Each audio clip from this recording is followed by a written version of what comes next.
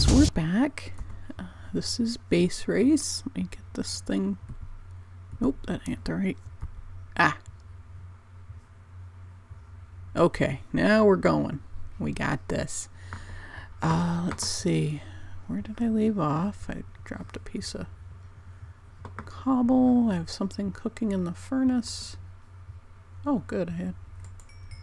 And I needed more coal. That's right. So I got some iron, which is really good. What did I do with those books? I need to look at the books and see what I'm doing here, because I'm really kind of clueless. And I was up quite a good way into my mine. I think it was dark out, if I remember correctly. Yeah, but it's raining. Yuck. Okay, we'll stay in here for the moment. I apologize for the boringness of the, okay, the item list. That's what we're after. Of the video, but for the moment, so we need nether brick, dark oak, stone bricks, blocks. We definitely need some clay, sand, a piston, dirt, bookshelves, soul sand. I wish these were in order of andesite and cobblestone, gravel, iron bars. Holy cow! 32 red carpets. That ought to be fun. Spruce. Note blocks. I don't remember how to make those, but I'll look it up when I get done. Oh, I'd have 5 jack-o'-lanterns, so I'm gonna have to plant some of those. I've got 1 pumpkin on me. Okay, I did make seeds for so I can grow some. Definitely gonna be interesting. Like I said before, I've never done this before.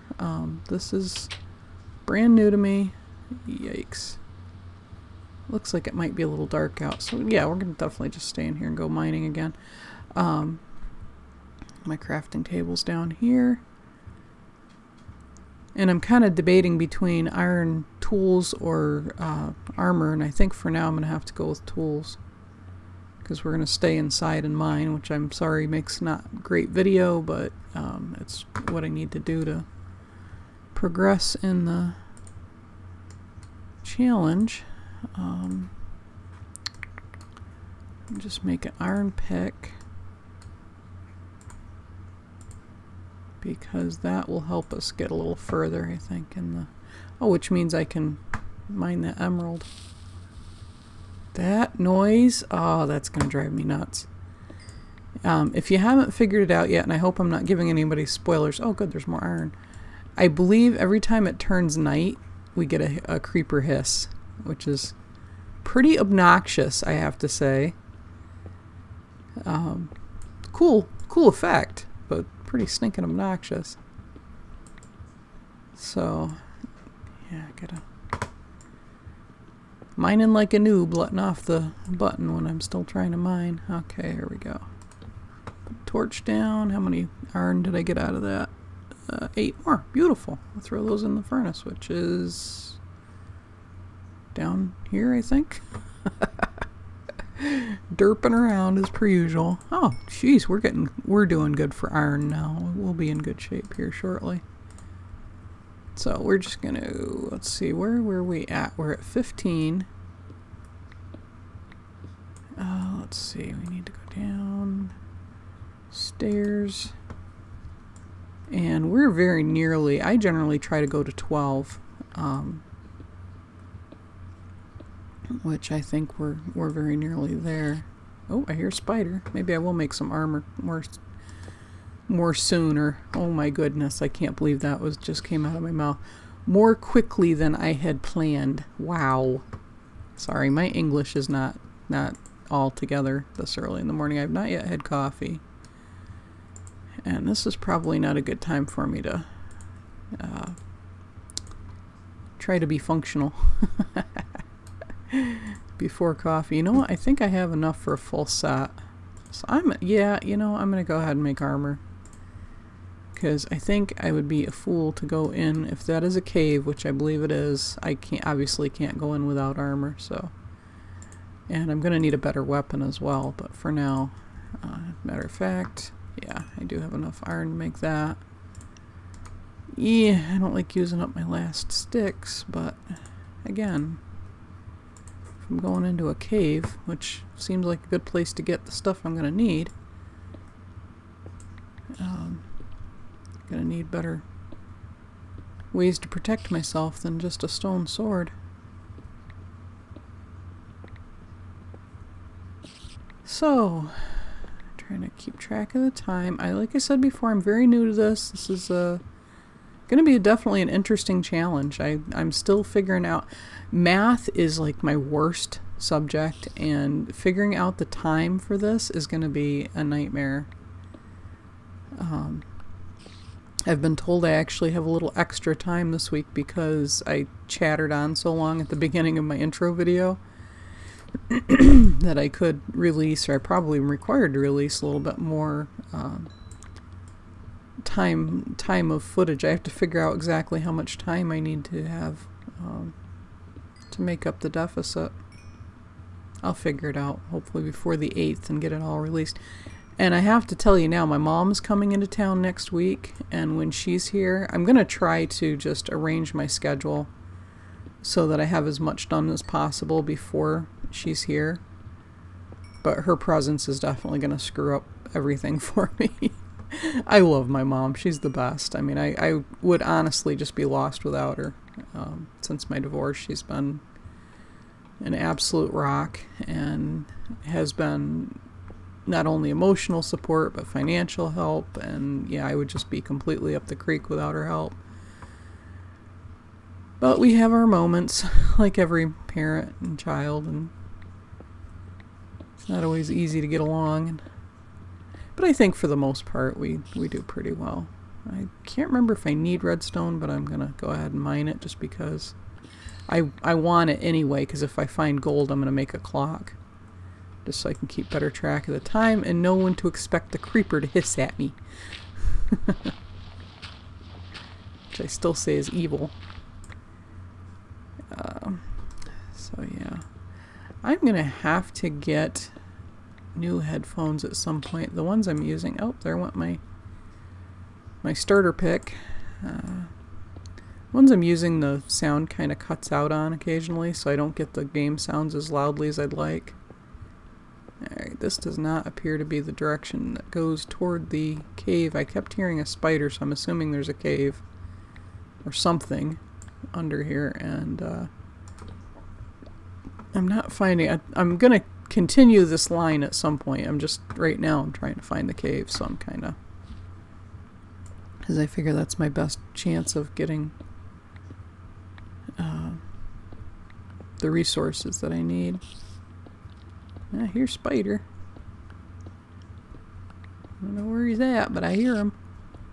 He may be above me, he might be under me, I just never know. And we found gold. Sweet. Oops. Oh, my Slack just went off. Sorry about that. I do use Slack for my server. That's how we keep track of one another. Because apparently, you know, some people are just too good for Skype, so whatever. Oh, lordy, lordy. So last time I think I was talking about Bella, my rescued basset hound, my son's actually. How she came to be with us. She was such a she is a crazy dog. She drives me nuts. She's definitely a character. In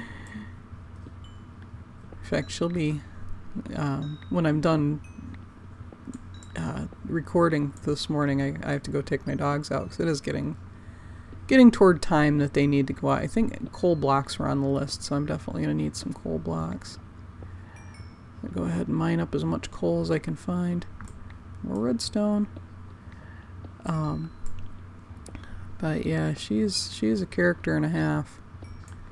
I'm hearing bats. I know there's a cave here somewhere because I hear all kinds of cave type sounds. Unless that's just another joke that the map maker's playing on us.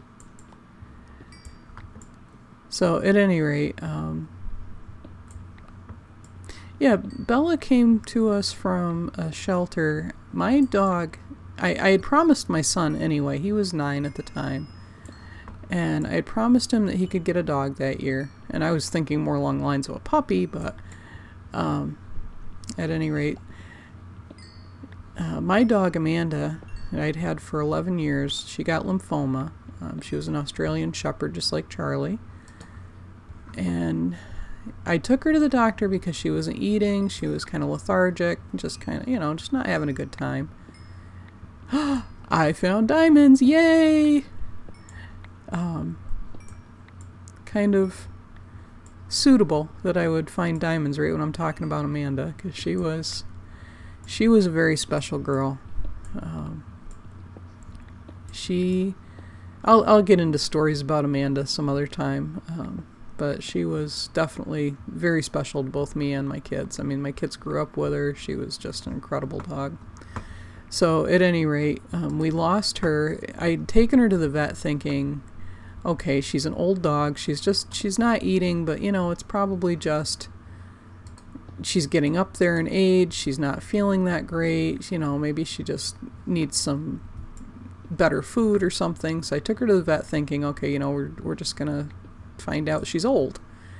And that's when we discovered lymphoma, and her numbers were off. That there was just no fix to it. It was so severe that, you know, that it was, they wanted to keep her at the vet. They didn't even want me to take her home. They said, well, you know, your options are basically go up to the college where they have the veterinary program and spend, you know, upwards of $20,000 getting her cancer treatments, or you know, you put her out of her misery.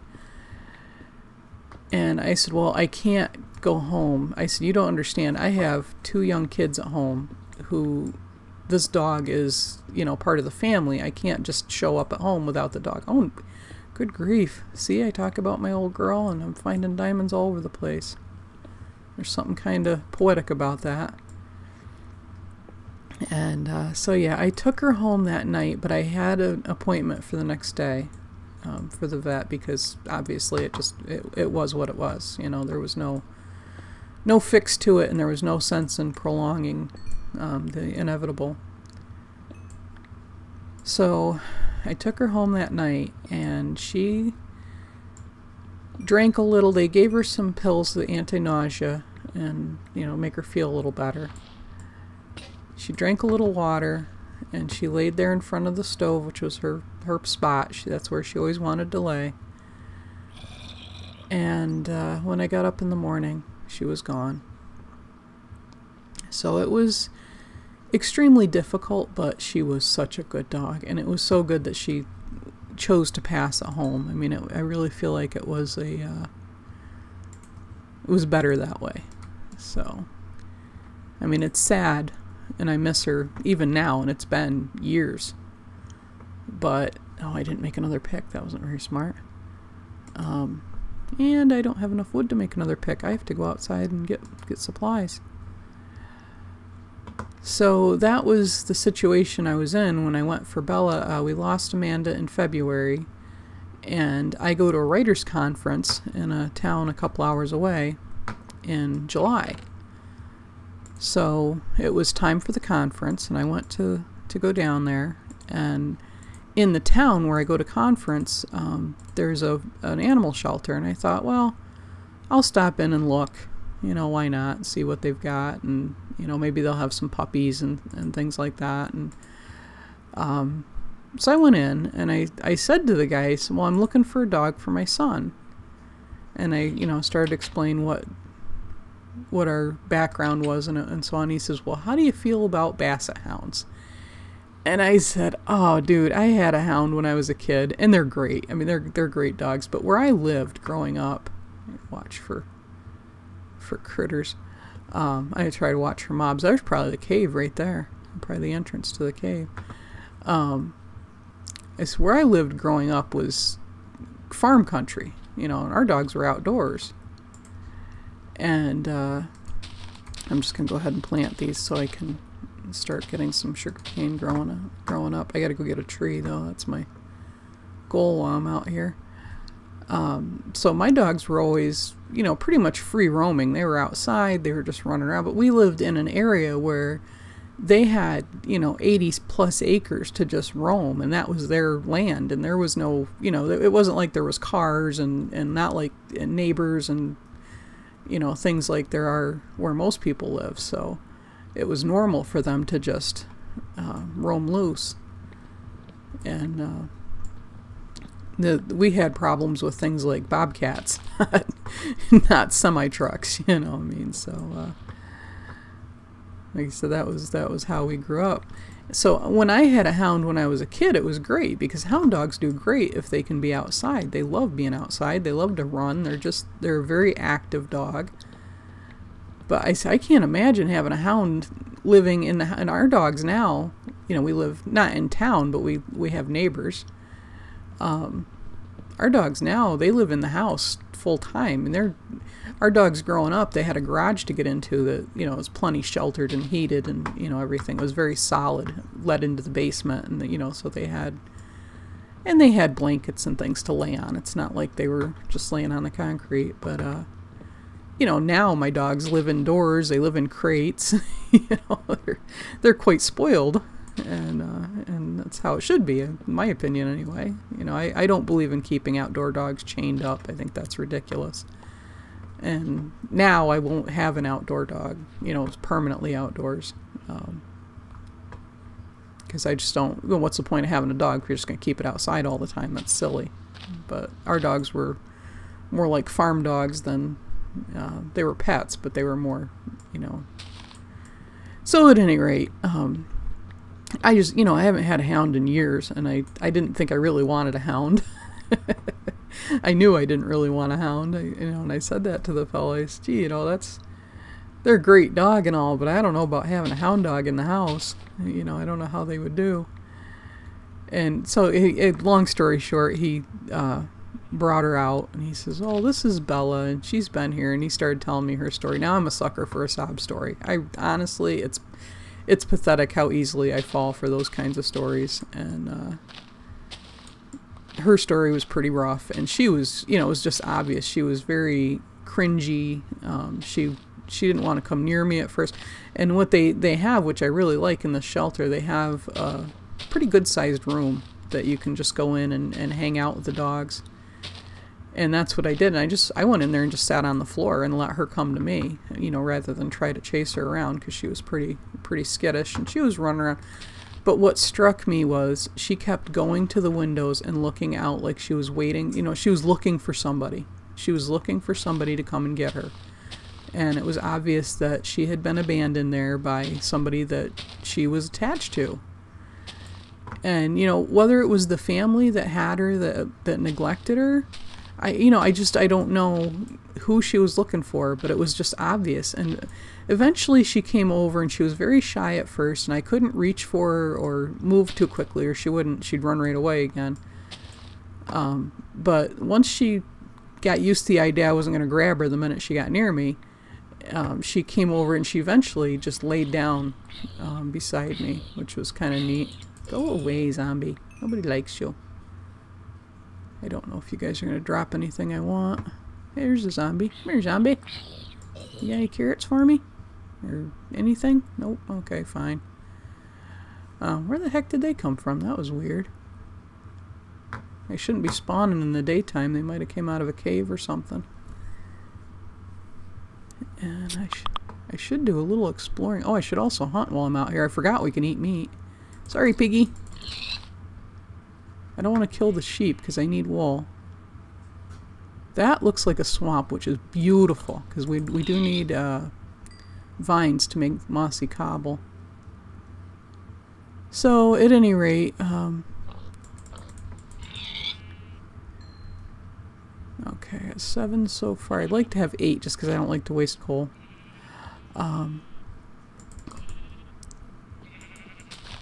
Oops. Oh, I gotta be quicker than that. Come here, piggy. There. Where's the sun? Okay, well, it is going down. Alright, I don't want to go too far.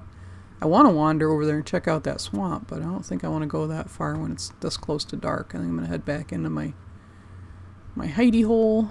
Now I've got some wood, I'm going to go ahead and craft a hoe. and so on, and get some plants in the ground so that I can start. I can't remember if hay bales was on the list, but if it is, I'll need to grow some wheat. And hopefully I can find my little hidey hole again. I traveled a little further than I meant to. So at any rate, I went home and I discussed it with my husband at the time, and he always wanted a hound. He talked about it for ages. And I talked it over with my son, and I said, we'll go and look at her. I said, honey, if you don't like her, if you don't feel like that's the right dog for you, we don't have to get her. We'll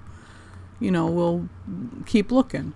And so we went back the next day, and he walked in and they brought her out. Okay, there's my little hidey hole.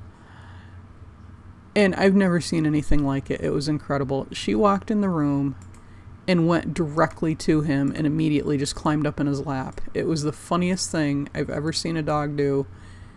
You know, and I don't know if she had a boy of her own that was about his age, or, you know, if there was something about my son. He is very empathetic and very, very good with animals in general, but, you know, to see that was just incredible.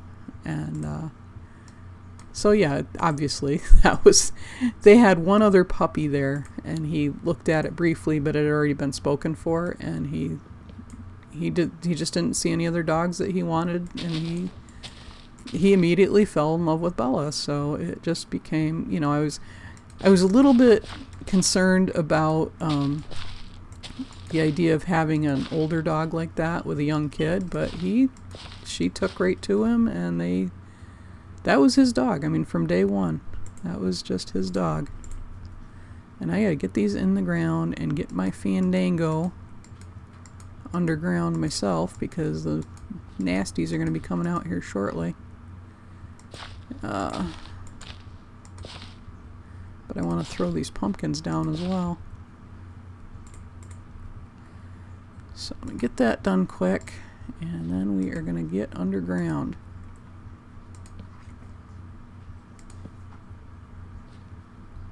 Ooh, and I'm coming close on my time. I'm going to keep going a little bit longer because of the oddities of... Oh, you know what? No, I'm not, because of the... this will be...